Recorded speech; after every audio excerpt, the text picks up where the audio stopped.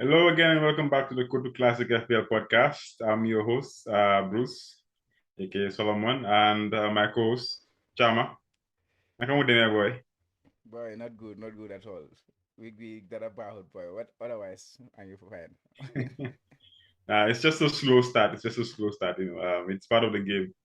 We'll discourage, man. Don't discourage. I was chatting with someone last time. Yeah, like, someone invited me on as a guest. So I told him my team, I did the wild card. It went from south and went back to south. So you know, so yeah, nothing has been great, man. I was down, and then I have been even, I wish I did nothing now, but otherwise, yeah, we move. Also, do you regret playing the wildcard now, or you think you should have continued with your team? Because the fact that I remove players like Jesus, the fact that I would have scored more points without the wild card, obviously I would regret playing the wild card. But the plan that I set for the wild card, I think the plan is still there and it can Solid. still yield results. But yeah, if I didn't play, it would have been better. Okay, no regrets, man. No regrets. So as usual, we just talk about we have a format. First of all, we just start with the Kutu Classic Mini League. This is the last and final last call, right? Yeah, definitely. This is Game the week final three. week, game week 3. Yeah. By the start of game week 4, the league will be closed. Like the code will be inactive, and yeah, we will have the number that we would have by that time. So if you want to join the league, you have the chance, and there is some opportunity to win some prizes in the Kotu Classic Mini League. The league code is NL7FG3. NL7FG3. And you have the opportunity to win different prizes. The winner will get an authenticated football jersey of their choice and some apparel from the Kotu Classic. And the first runner-up gets a pair of football boots, and some apparel from Kotu Classic. And the third runner-up also get some prizes. And like we say every week, we on the podcast we will shout out the manager of the week of the Kotu Classic Mini League, and also look at the league table, highlighting the top 5 players in the Kotu Classic Mini League. There are some terms and conditions for the league, so please read through the terms and conditions to know what you supposed to know for, yeah, to be a member of the Kotu Classic Mini League. Yeah. Nice. So guys, this is the last call. Those that want to join the league, this is your chance to do so before we close the entry. So yeah. So jumping right in, game week 2 review. Yeah, so discussing some of the results. Not shocking, but let's there's some shocking ones there, Yeah. I will try my best to ignore. Some big moments, some big moments this week happened. Well, yeah. Looking at the results, Chama, which one jumps out to you? Apart from the your 1-1 draw with Crystal Palace, which was the first game of the game week. I Yeah. had a chance to watch parts of the game, but Crystal Palace really did well. They seem like a team that is up for it this time around. They want to get something from it, maybe even qualify for Europa or something. But I feel like they are showing that energy to do well or do. I think probably one of their best starts so far.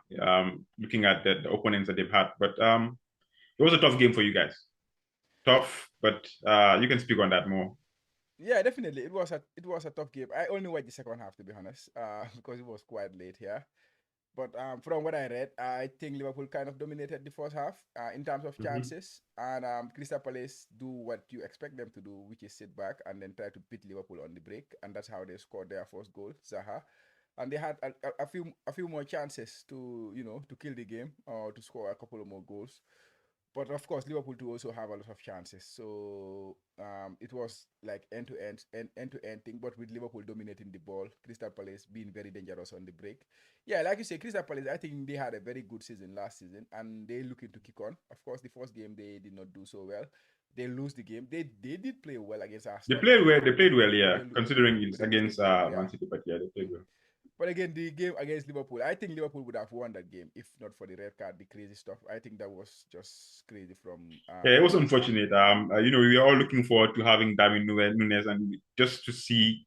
him start, which was a good thing. Like he started over Firmino, and then we are also considering, okay, maybe this is a good thing for him. Maybe we might try to get him into our team, and then the red card happens. It's a bit unfortunate, but But it was silly. yeah, It I was think silly. The red card was very silly it's from silly. them. It's silly. Yeah, Yeah, it's part of the game to be able to like to have a yeah, to what deal do you with say, those to kind hold of your situations. temper. Yeah. Especially, So yeah, everybody was talking about him coming from Uruguay, coming from Portugal, Spain, playing in all these, crazy countries. Like Portugal is a mhm, very difficult place to play in. Uruguay, we all know how how hard their players are. They are very, so for him to not be able to deal with this in at this stage, but yeah, yeah. he's still young. I hope he It's will a learn, learning and curve for him. It's a it's learning a curve for learning him. curve for him. I'm And sure he got his part from club as well. Because you can't definitely, do this at the highest level. It's not acceptable at all. definitely, and he was very guilty about it, after all, and he apologized. So we just hope that he will learn from it. And I see players like Suarez coming in and giving him some word of advice, because yeah, he has been there, he has done it, and he was one of the dirtiest players the Premier has ever seen. But yeah, that was it. But yeah, it was an unfortunate one for Liverpool. But Palace did deserve their point, I would say. So two for me, two games here. There's one which is like high, very like the highlight of the week for me because obviously the Gabriel owners, Arsenal 4-2 Leicester. Yeah. So man, Arsenal looked like a totally different team from last season, honestly. Even though they were making the progressions and the small tweaks and yeah and changes over there, but the team seems to be firing on all cylinders, honestly. And Gabriel Jesus could have had like more goals, probably 3 or 4, maybe even 5 goals because he had a lot of chances even after scoring. So yeah, it was good to see him come like deliver because the first game you all know preseason he was scoring goals for fun, and then the first game he had a false start, didn't do too well, and then people transferred him out. Like Some people myself. think that it's just Arsenal being Arsenal yourself, right? But Yeah. then we stuck. Some people stuck to him. Some managers stuck to him because we knew that there's no way the preseason form can be just a false start or just like smoke screen. But he did well, to be honest. And yeah, Arsenal looked like the real deal, man. Honestly, Martinelli also did his bit. I wish I didn't. I wish I had him before, but it is what it is. No crying over spilled milk. And then the lowest of the low is watching my team lose 4-0 to Brentford. This is just unacceptable, to be honest. Hopefully things change, but I feel like the team needs more. They just seem too like loss of confidence all around, like mistakes happening. All the first 3 goals were all mistakes. Maybe even the fourth, who knows? But it was just terrible, honestly. Um, any other game? The Man City Bournemouth. I just wanted to say a thing or two about the Arsenal. Yeah, I was one of those, like I say, who sold Gabriel. But without any doubt of I think his pedigree or what he will have done for Arsenal or something. I think I just did that because of my biasness towards Liverpool, and I wanted Nunes.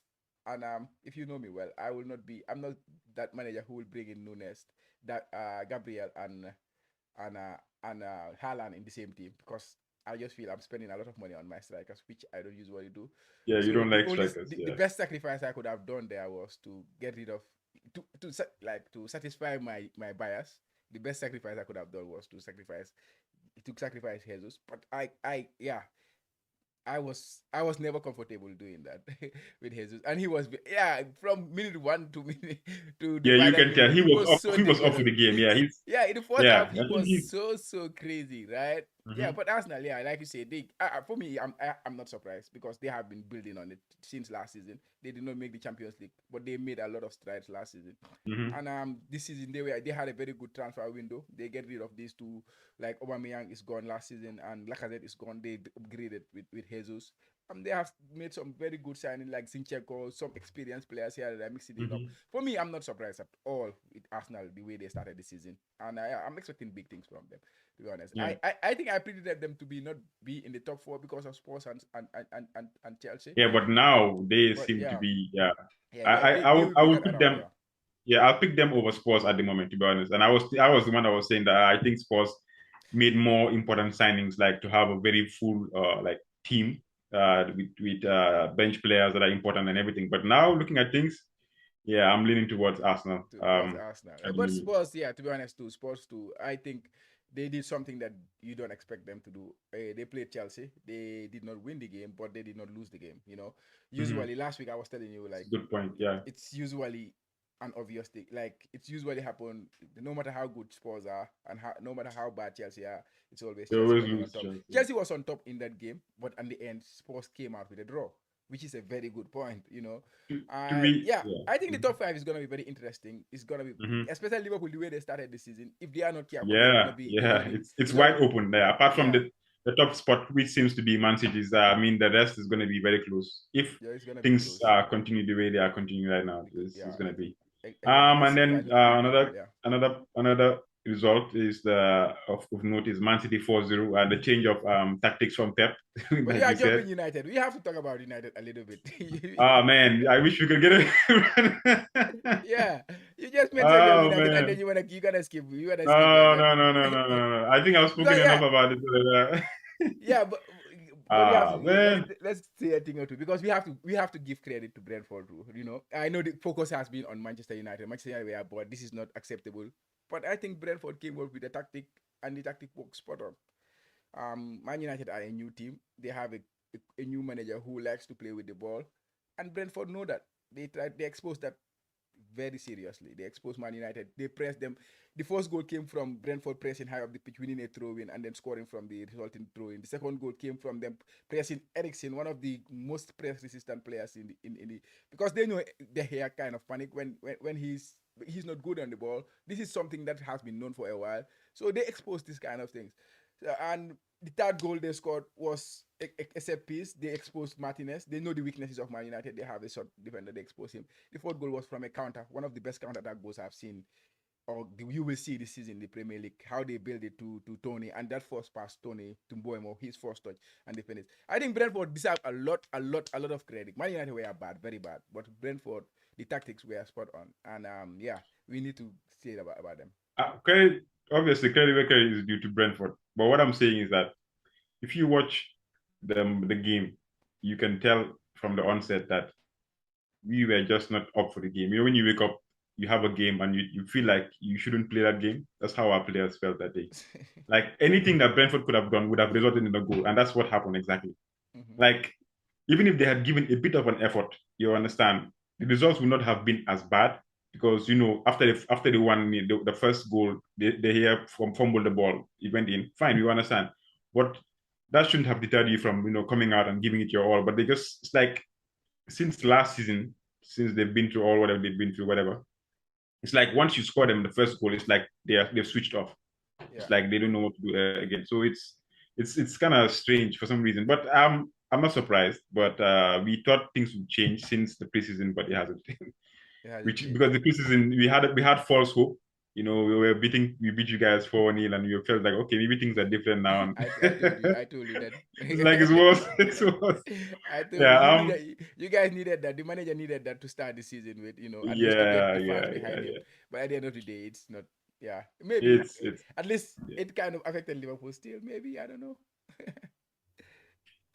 So yeah, moving on. Let's not dwell on this right now because I don't want to revisit things. Yeah, yeah, yeah. But yeah, it But was it was a beautiful week of football, by the way. To be honest, it it was was, a it was, it beautiful was like definitely. like you can talk about a lot of games. You can talk about the Arsenal game. You can talk about the Man City game. Haaland was a no show, even though he got I mean, the it was surprising, everybody man. captain Honestly, Haaland. Haaland yeah.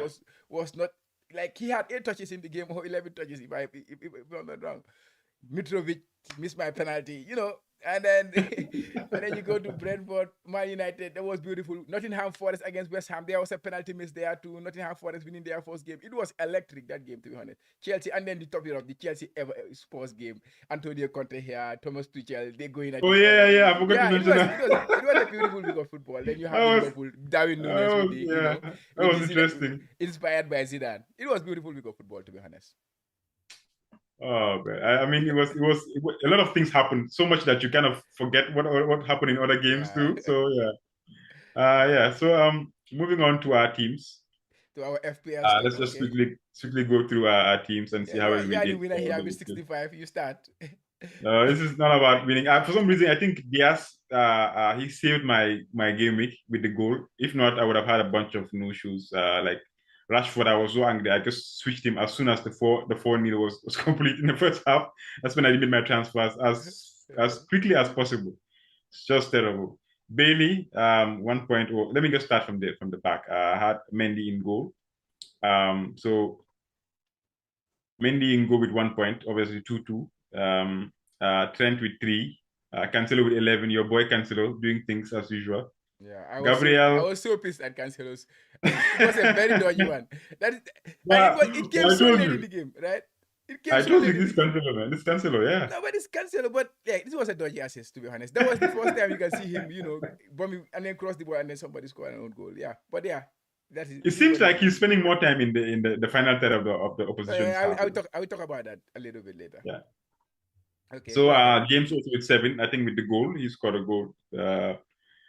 Salah with 2 points. Very, anyway, yeah, 2 points. Bailey with 1, like I said. Rashford also 1. Luis Diaz saved my game week, in my opinion, with 9 points. Scoring a goal. Captain Haaland, you can say, well, it's not a blank per se, even though he got me 5 points, but it could have been better, anyways. And Jesus, who I should have captained, never saw this coming, but I kept faith. But I should have had more faith with him to captain him instead. But yeah, 19 points. So Neko Williams on my bench with 7 points. That also, it's painful to watch, but I'm taking note. So 65 points all out. The average was 57 points. I'm not looking at game week rank right now, but I think this is better than last week because looking at the average and how much the points difference, which is about 8 points, not so bad. I'm just in the middle trying to keep up with the crowd. But yeah. Yeah. Moving on to you, Chama. Yeah, before we move about Cancelo a little bit, yeah, I realized what you said that he was like spending more time on the box and stuff like that. But like I said last week, it is more about mitigating The opponent. counterattacks. Yeah, it's all about the opponent mitigating the counterattack. When they played against Bournemouth came with 5-4-3, 5-4-1, five at the back, four midfielders. So in the end, they did not need that extra body in the middle. So Cancelo will become the sixth attacking player. So Man City, in a way, they played like 2-2-6. So that is how they attack. And Cancelo was the one providing the width. And then because Foden was playing on the left, he was cutting inside. Then you have Foden, and Foden was playing like a second striker. To you can see the goal he scored and the chance he had that he was supposed to pass Mm-hmm. to Yeah, Sesco that was what for got him for substituted out yeah, at yeah. halftime. So Yeah. exactly. So he was playing as a second striker. Grealish, when he came into, he was playing as a second striker, and it was usually Mahrez who was creating the width. Even Walker sometimes he overlapped a little bit, but Mahrez was the one creating the width mostly on the right, and on the left, Cancelo was creating that width, which means the one who was playing there squeezed into the middle, and now you have six attacking players because you want to outnumber your opponents. If a team plays with a four, it is understandable to play with five attacking players. But if a team is gonna play with a five, you add one. If they play with six, you add another one. This is Pep's mentality, kind of, because he always feel his defenders two can match three players, something like that, you know. But yeah, Cancelo was playing as an attacking player. I would expect him to play more like he played against West Ham when he played against a counter-attacking team. For example, in the next game they play Newcastle away to Newcastle. That would be a pretty difficult fixture. So I will not expect Cancelo to be going similar to how he was going against Bournemouth. So it's gonna vary. The thing is gonna vary. It's not gonna stay as it is. But still, I still feel for a 1 million more or 2 million more, I still feel I can do better with other Manchester City defenders. I can do without Cancelo, despite his 11 points. To be honest, yeah, Okay. yeah. Looking at my team, Yeah. yeah, I went with the double city defense. The goalkeeping rotation, it worked well for me this week. Sanchez came Mm-hmm. in and Ward was in the goal. So Sanchez with his 6 pointer. Then you have Walker and Ake. Like I said, the double Man City defense, they both give me the 6 points. And Trent Alexander now with 3. Zinchenko was the disappointment in my defense with 1 point. And in the middle, Salah blanked with 2 points. I think he shouldn't have. He had a few chances, and he also created a few chances for Darwin. Darwin's finishing was just so poor. And you have Gross with 3 points. I started with Gross. It's not bad. He got a big chance in the game, and they almost get a penalty. So when I watched the Brighton game, actually, and saw that all these like the penalty, they went to VAR, it was handball, they check it. I was so excited. But then it did not happen. I said this week is gonna be very, very bad for me. Everything But is gonna yeah, go against me, you know. everything went against you exactly. Everything Yeah, went against me. And then yeah, Haaland 10 points. That was everybody's team, everybody's pick in this week because after he did what he did against West Ham. And then Darwin Nunes after we did -2. Mitrovic with a -1 missed the penalty. So my two strikers, they did not come out good. 42 points on a wild card, 7.2 million FPA like game week rank. And my rank is now around 6 million, 6.8 million. So yeah, it's a I tough think one. It's a tough one for me, yeah. to be honest. Considering, usually I have this strong start in the last couple of seasons. And so to be in 6 million, but looking at my team right now, I'm kind of comfortable with it. That's what I'm And saying actually. Yeah, yeah, so I now what feel I will like do is, go on. what I will do, what the kind of mentality I want to instill in myself is, okay, I did not play game week 1. I just play one game week and have 80 something points. So now you don't have to mess up your season. I just don't want to mess it up. But that is an option where I would say, okay, this season is just a foregone conclusion. Let me just have fun and do some maverick picks, like I used to do, something like that. Or I can, okay, this is a big challenge for me. I started very badly, so how can I turn this around and then have a very strong end to the season where you'll be proud of where you finish or something like that. So these two options I have, but I'm going with the latter for sure. I remember when you told me that usually you have very bad stats because you base most of your decisions on stats. Mhm. And in 1 or 2 games, you cannot really have stats. What you do have is like you go with your gut and you see what the people are doing. And then at the second half of the season, where the stats is there and you know all the players, you have all the data to actually sit down and make a choice or go with your strategy. That's when you do well. That's when you kind of like come back and catch up. I feel like that's what you should do because looking at your team, I don't think this team is a bad team. Like all the players you have are players that I would like to have in my team if I can afford them. So that just goes to show that maybe right now the luck is not on your side. But when it comes to planning, your team is actually there, one of the best in the game right now because you have all the players that people want to have, like the double Man City defense.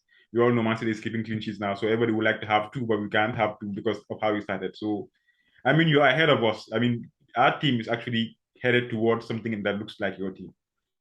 So it's just a matter of you being bad luck in the first few. I think But yeah, things will yeah, definitely turn out for you.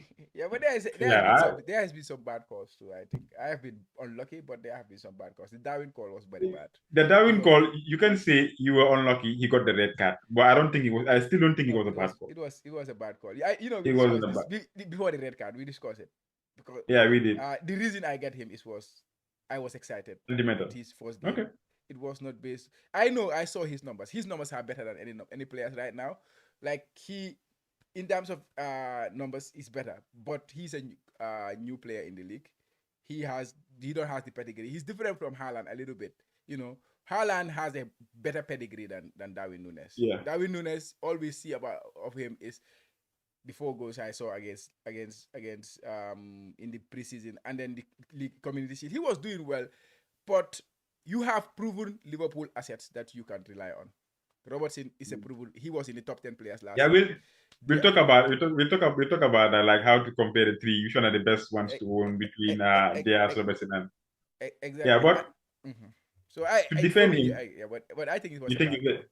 you It think was a okay. bad call. But for me, to be honest, I think that if you are playing for one of the top two teams in Europe Yeah, right now, even though yeah, Liverpool has a 4 star, yeah, but one of the top two teams in Europe right now, it doesn't matter if you're not really like world class.